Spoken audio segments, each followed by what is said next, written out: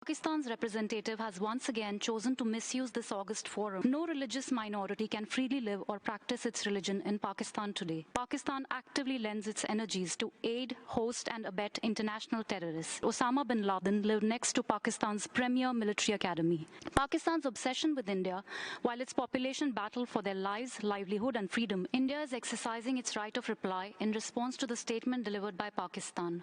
Pakistan's representative has once again chosen to misuse this august forum for its malicious propaganda against India.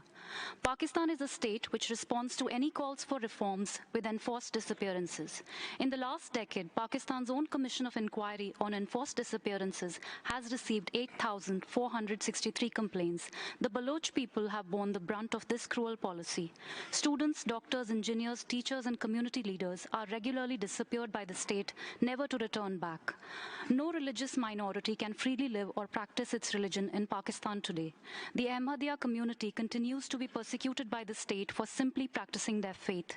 To even obtain a Pakistani passport, the community has to denounce its founder. Equally worse is the treatment of the Christian community. It is frequently targeted through draconian blasphemy laws. State institutions officially reserve sanitation jobs for Christians. Underage girls from the community are converted to Islam abetted by a predatory state and an apathetic judiciary. Hindu and Sikh communities face similar issues of frequent attack on their places of worship and forced conversion of their underage girls.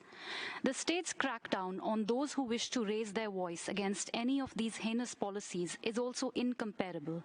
A bill which proposes a 5-year jail term for anyone who scandalizes or ridicules the military or the judiciary is currently on the table in Pakistan's parliament. When it is not entirely focused on suppressing its own population, Pakistan actively lends its energies to aid, host and abet international terrorists.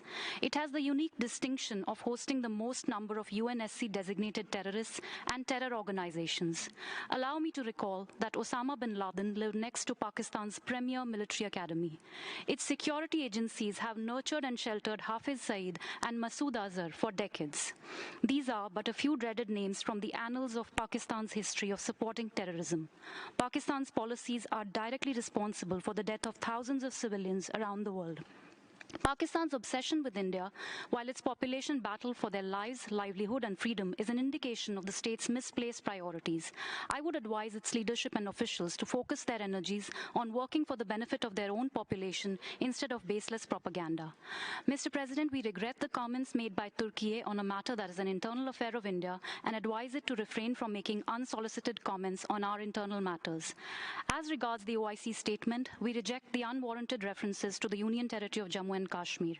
The fact is that the entire territories of the Union Territories of Jammu and Kashmir and Ladakh have been, are and shall always be part of India.